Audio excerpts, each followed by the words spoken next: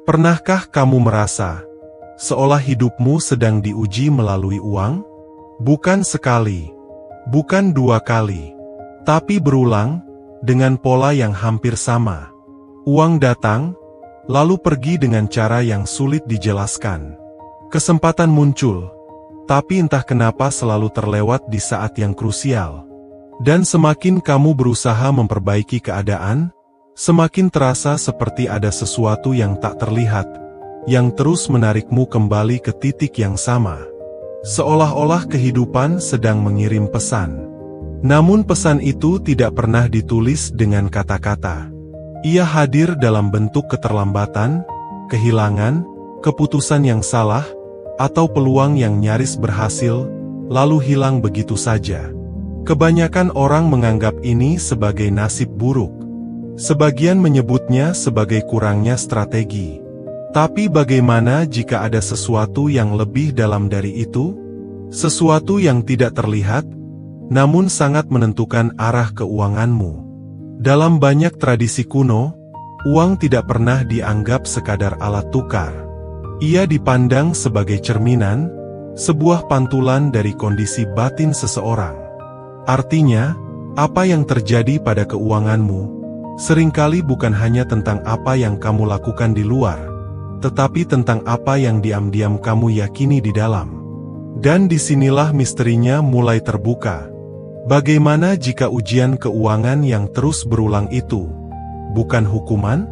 Bagaimana jika itu adalah pola, sebuah pola halus yang terus kamu ulang tanpa sadar, karena ada sesuatu dalam dirimu yang belum selesai? Di video ini, kita akan menyingkap lapisan-lapisan tersembunyi di balik ujian finansial yang tampak acak, dan memahami mengapa hidup seolah terus mengujimu melalui uang, sampai kamu benar-benar melihat apa yang selama ini terlewat. Jika kita menengok ke masa lalu, kita akan menemukan bahwa uang tidak selalu dipahami seperti hari ini. Ia bukan sekadar angka, bukan hanya alat transaksi, tetapi sesuatu yang jauh lebih simbolis. Dalam banyak peradaban kuno, aliran kekayaan sering dikaitkan dengan keseimbangan batin seseorang. Bukan hanya tentang kerja keras, tetapi tentang keselarasan antara pikiran, emosi, dan tindakan. Di beberapa ajaran Timur, kekayaan dianggap sebagai bentuk energi yang mengalir. Ketika aliran itu tersumbat, bukan hanya karena faktor luar, tetapi karena ada ketidakseimbangan di dalam diri. Para filsuf kuno memahami bahwa kehidupan tidak bergerak secara acak, ada pola, ada ritme.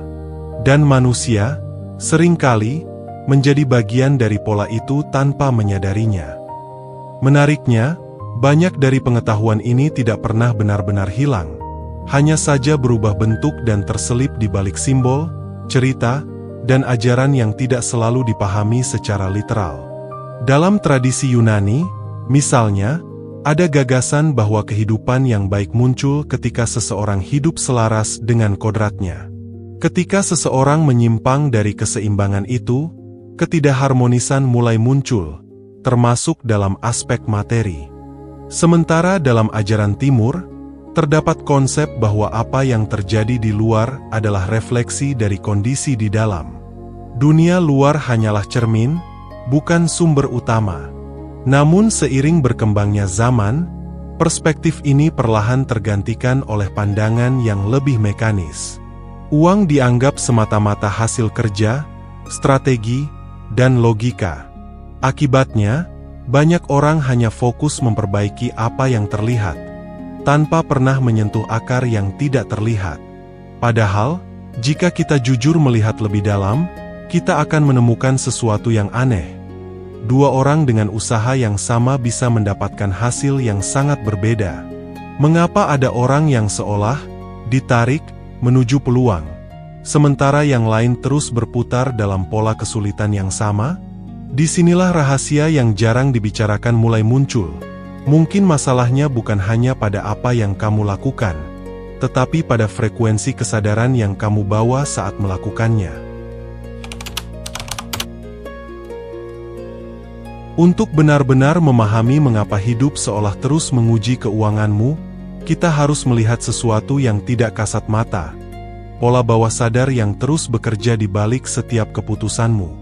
Pola ini tidak terlihat, tetapi ia hadir dalam hal-hal kecil.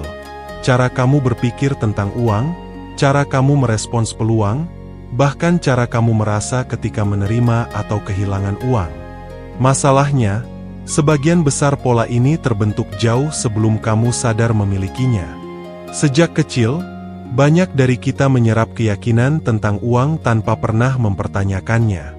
Kita mendengar kalimat seperti, "Uang itu susah didapat," atau "Orang kaya pasti berkorban banyak." Kalimat-kalimat ini mungkin terdengar biasa. Namun di dalam pikiran bawah sadar, ia berubah menjadi aturan yang diam-diam mengarahkan hidup kita. Bayangkan pikiranmu seperti sistem navigasi. Jika sistem itu percaya bahwa uang itu sulit, maka ia akan terus mengarahkan kamu ke jalan yang membuktikan keyakinan tersebut. Akibatnya, bukan karena kamu tidak mampu, tetapi karena kamu tanpa sadar memilih jalan yang membuat segalanya terasa lebih sulit. Inilah yang membuat banyak orang terjebak dalam siklus yang sama, mendapatkan uang, kehilangan uang, lalu kembali berjuang dari awal. Bukan karena mereka tidak belajar, tetapi karena mereka belum menyentuh akar dari pola tersebut. Lebih dalam lagi, ada sesuatu yang lebih halus, emosi yang terkait dengan uang. Jika di dalam dirimu ada rasa takut kehilangan, rasa tidak layak menerima, atau bahkan rasa bersalah ketika memiliki lebih, semua itu akan memengaruhi cara kamu mempertahankan kekayaan. Tanpa sadar, kamu bisa menciptakan situasi yang mengembalikan kondisi ke titik yang terasa familiar.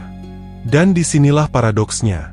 Seringkali, yang membuat keuanganmu terasa diuji bukan karena dunia melawanmu, tetapi karena bagian dari dirimu sendiri belum siap menerima aliran yang lebih besar. Setelah kita melihat bagaimana pola bawah sadar membentuk realitas keuangan, kita mulai masuk ke lapisan yang lebih dalam, sebuah paradoks yang jarang disadari. Banyak orang sebenarnya tidak hanya kesulitan mendapatkan uang, tetapi juga tanpa sadar menolaknya. Ini terdengar aneh, bahkan mungkin bertentangan dengan logika. Bagaimana mungkin seseorang ingin kaya, tetapi pada saat yang sama menolak kekayaan? Jawabannya tersembunyi dalam sesuatu yang sangat halus, konflik batin yang tidak disadari. Di satu sisi, kamu ingin hidup lebih nyaman, lebih bebas, lebih berlimpah.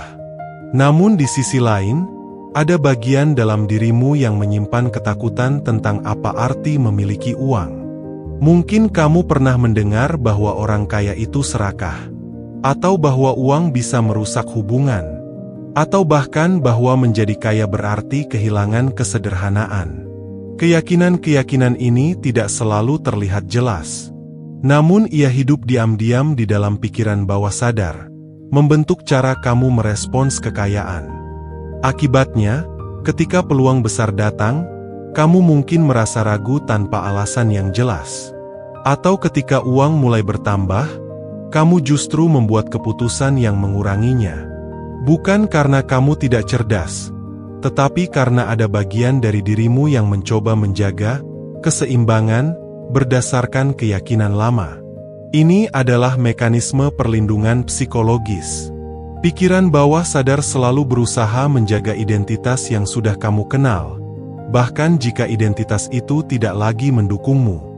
Dan inilah yang membuat banyak orang kembali ke titik awal setelah mencapai kemajuan finansial.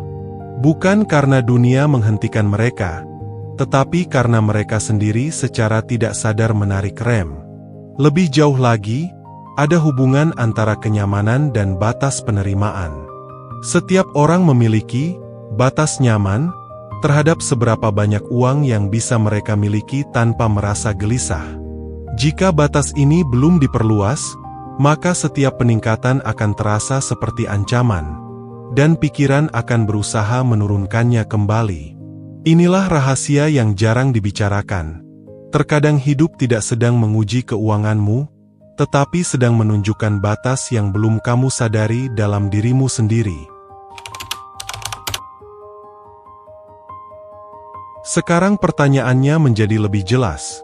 Jika ujian keuangan ini berasal dari pola di dalam diri, bagaimana cara kita mulai memutuskannya? Langkah pertama bukanlah bekerja lebih keras, tetapi melihat lebih jujur. Amati pola yang berulang dalam hidupmu, kapan uang datang, kapan ia pergi, dan apa yang biasanya terjadi sebelum itu. Banyak orang tidak pernah benar-benar memperhatikan pola ini.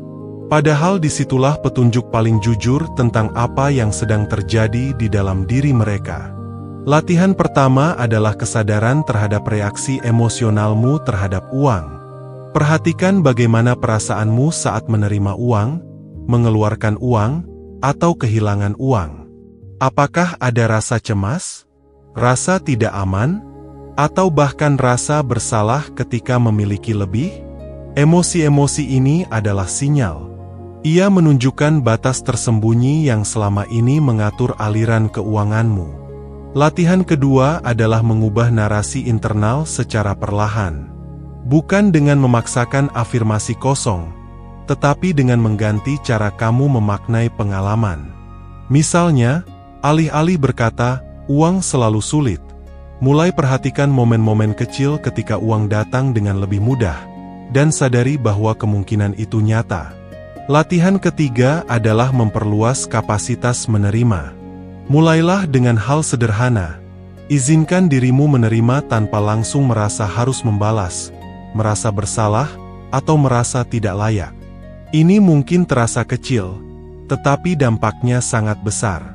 Karena banyak orang sebenarnya tidak kesulitan menghasilkan, tetapi kesulitan mempertahankan. Selain itu, biasakan mengambil keputusan kecil dengan lebih sadar. Cara kamu mengelola hal kecil sering mencerminkan bagaimana kamu akan mengelola hal besar. Perlahan-lahan, ketika kesadaranmu meningkat, pola lama mulai kehilangan kekuatannya. Dan di titik itu, kamu tidak lagi hanya bereaksi terhadap hidup, tetapi mulai mengarahkannya.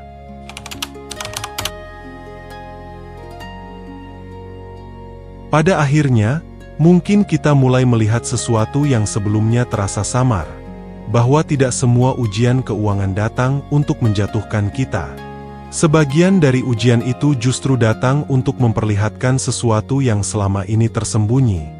Pola, keyakinan, dan batas yang belum kita sadari. Kita sering mengira hidup sedang mempersulit kita, padahal bisa jadi hidup sedang berbicara. Hanya saja kita belum memahami bahasanya. Melalui kehilangan, keterlambatan, atau peluang yang hampir berhasil lalu menghilang, semuanya adalah pesan yang berulang sampai kita benar-benar melihat maknanya. Dan ketika seseorang mulai menyadari pola itu, sesuatu yang halus mulai berubah. Ia tidak lagi bereaksi secara otomatis, tetapi mulai memahami dengan sadar. Di titik ini, hubungan dengan uang pun berubah. Bukan lagi tentang mengejar tanpa henti, tetapi tentang selaras antara apa yang dipikirkan, dirasakan, dan dijalani. Kesimpulannya, ujian keuangan bukan sekadar tentang angka atau kondisi luar. Ia adalah cermin dari kondisi batin yang selama ini bekerja diam-diam di dalam diri kita. Ketika pola di dalam diri mulai disadari dan dilepaskan, maka perlahan realitas di luar pun ikut menyesuaikan, membuka jalan yang sebelumnya terasa tertutup. Jadi sebelum kita berpisah, tanyakan satu hal pada dirimu. Apakah hidup sedang mengujimu, atau sedang mengajarkanmu sesuatu yang selama ini kamu hindari? Jika perenungan ini membuka sesuatu di dalam dirimu, tuliskan di kolom komentar, "Aku siap memahami, bukan sekadar berjuang." Sampai jumpa di perenungan berikutnya. Saya Guru Arta. Salam sadar, salam damai.